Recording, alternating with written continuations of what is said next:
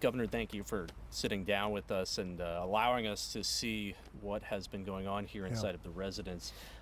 I know you've spoken at times over the last several months about how you were doing, but 6 months later, how are you feeling? How are you and your family doing? I mean, thanks for asking. We're okay. I think in the initial weeks, it was really hard, just as a dad, trying to get your kids through that, trying to process it myself, Lori trying to process it, trying to continue to, run the Commonwealth and be here for the wonderful people that work at the residence. And it was a lot. And we worked our way through that. We were there for the kids, I think got them through it. Over the last couple weeks since the conviction, I think it sort of brought it back up again. While we're pleased that there's some finality and some closure to this chapter, seeing the video and sort of having to go through that again, that was hard for our family, but we're working our way through it. I can tell you that I'm more focused and determined than ever before to do this work. I'm not afraid, but it certainly has an impact. How has it changed you as you look at not only your role as the governor, but also as the head of a family, as a father? Yeah. I don't think any parent can ever be prepared for something like this. As a parent, all you want is for your kids to be healthy and safe and have opportunity in life. And I think every parent universally wants that for their kids.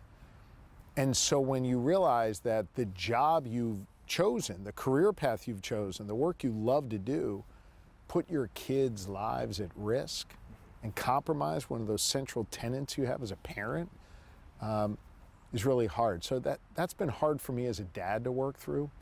I think what it has caused me to do is just, not cause, that's not the right word, but what it's led me to do is just be more present for my kids, try and be there when they want to have a catch or they just want to do something, and answer their questions. Just be super attentive to what's on their mind. I think sometimes I'm probably annoying to them when I go, hey buddy, what's up? Is there anything you want to ask me, anything on your mind? But I just have found that being more attentive, more connected, answering their questions, has helped us get through this. I don't know that I have a perfect answer, and I'm processing it every day. And I think Lori and I strive every day to be better parents, to our kids, as I think every parent does. And we've got some amazing children that have, they're just really strong to the core, and they've gotten through this. When you talk about being here at the residence, whether it's having stayed overnight here since the incident or just been visiting, hosting an event like state dinner, have things changed for you when you walk through the halls, when you walk through this garden area?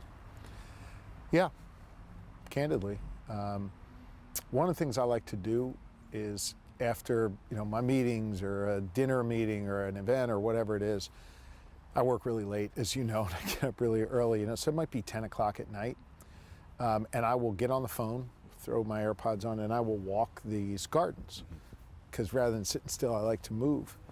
And as I walk here, I can't help but think, the steps that he took, or where he hid, or the windows that he broke through.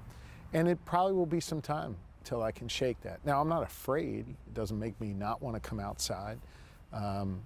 I still sleep here and spend a lot of time here with our family.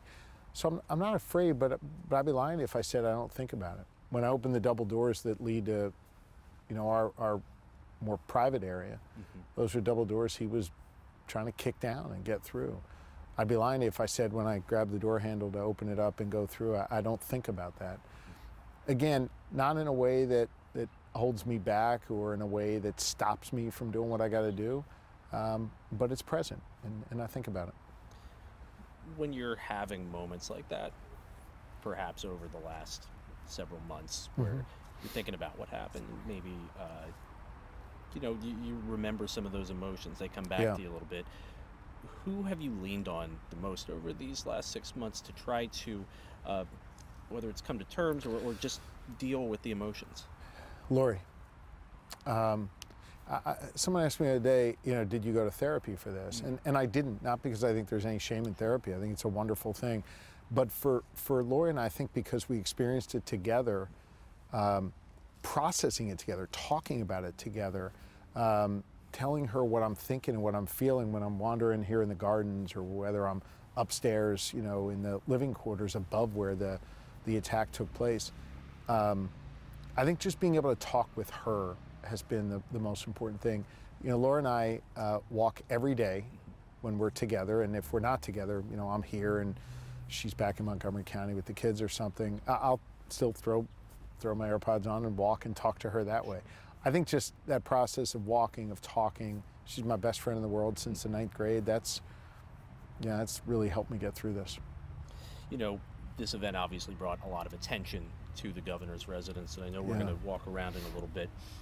But with all the attention, all the scrutiny, how do you balance all of that happening while you're still trying to do your job, still trying to deal with the emotions of what happened?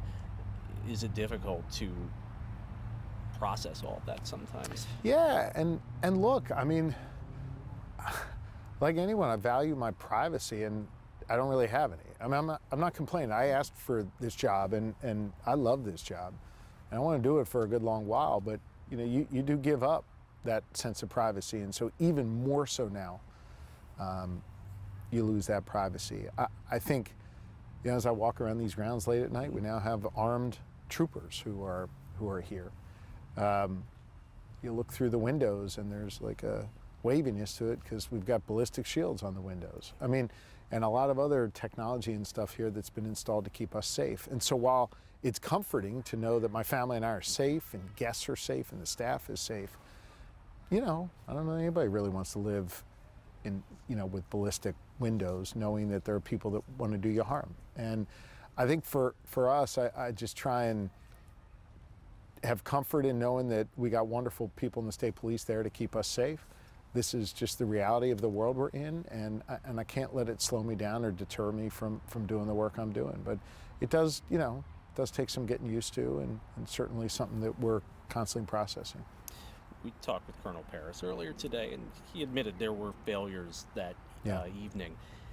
When you talk about that and trying to come back here and be here, and you look around at all the different things that are happening, the new barrier on the outside, some of the new technology that is going in, do you feel confident that they have taken the steps to make this place safer than it was on that evening? I do now. I mean, obviously I was rattled. You know, that day and in the days thereafter, I asked a lot of questions about how could this happen. They had some answers, and to Colonel Paris's great credit, he thought we needed an outside, you know, expert to come in and do an assessment here and at our home and in the way we travel, and make sure that we were safe not only here but in all different, you know, aspects of our lives.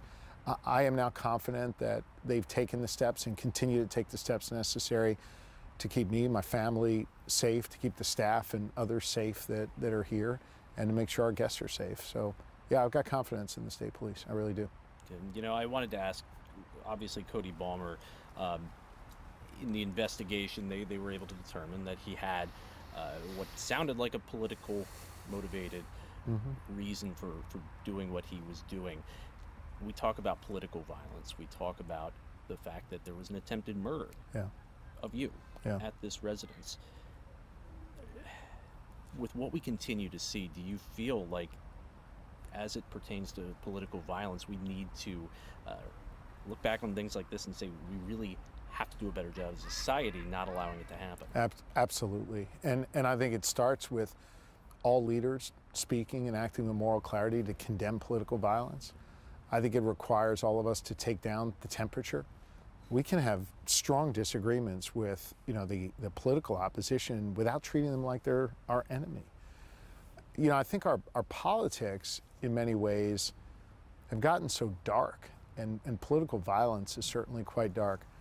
But I've also just seen an extraordinary amount of light from, you know, ordinary Pennsylvanians who are just really good and decent people who pray for us, who want society to be less violent, who want to just disagree agreeably with politicians or agree with them if their positions happen to be in sync. But I think too oftentimes our political leaders are not good examples of what we need more of. And so I've made it a point, I know others have, Spencer Cox, a good friend of mine, a governor of Utah, has, of trying to make sure that the rhetoric is toned down, that we find more common ground, even if we might have a disagreement on a policy, and that we universally condemn political violence and not allow a certain group or type of person or person with a certain ideology to think their hateful rhetoric or their violence is okay. None of that type of hate, none of that type of violence is okay, and it's got to be universally condemned. Before we look around the residence and Yeah. before we go through some of the steps about what occurred that night, I wanted to ask, for you, with everything that's happened over the last 6 months, with what happened on that evening, is there anything you feel like people just haven't understood about that, and something you perhaps haven't articulated yet, as far as your emotions, or perhaps just the experience of trying to process all of that? Yeah. I don't know, Tom. I mean, I'm still processing a lot of it. And I don't expect Pennsylvanians to bear my burden. This is my responsibility to bear. I do think a lot of people were shocked when they saw the videos that came out just a couple weeks ago when he was convicted and sentenced up to 50 years in prison, when they saw just how brazen the attack was, how deep he got into the residence, the destruction that took place, the fact that he pled guilty to trying to kill me. I think that was a shock to a lot of people, who hadn't seen that video and didn't realize just the extent of the damage and how much in danger my family and I were. And I think that was a shock to a lot of people. I don't want Pennsylvanians to be worried about me or our family or this, or be burdened by it. I want them to go about their daily lives and know I'm working my butt off for them to make their lives better. That's my job, and I love what I do, and I'm going to keep doing it and working incredibly hard for them. With everything that's been happening, will you be excited when this place has all the construction equipment gone? Yes. I got to say, the construction has been a challenge, not just for our family, but the wonderful people that work here. We've tried really hard to still be able to bring people in and have the events. Tonight we're honored to host the state dinner, which usually you hear state dinner, you think a bunch of insiders get to come to a fancy meal. Actually, my wife, Lori, our First Lady, changed that concept. We now honor 10 unsung heroes in communities across Pennsylvania. We honor them with the fancy dinner here and give them the Governor's Keystone Award for their incredible contributions to our Commonwealth. So we're really excited to have that in here. I wish the gardens were put back together. I wish the outside looked a little better, but it will. And I also want all of our neighbors here to know that we realize this has been disturbing to them. It doesn't look as pretty as it did before. It's going to look amazing when it's done. We're going to plant a lot more trees and beautify the area. We have a commitment not just to our safety and security here for visitors, but also to make it beautiful on the outside for neighbors as well. So sure, I'd love for the construction to be over soon, but we're not letting it hold us back. We're going to keep going forward. Do you think that's when things might start to feel normal again? Maybe, yeah. I think normal for you maybe the ability to take a bike ride or take a walk and kind of just be able to blend in. We don't really have that ability right now, and particularly with so many people around.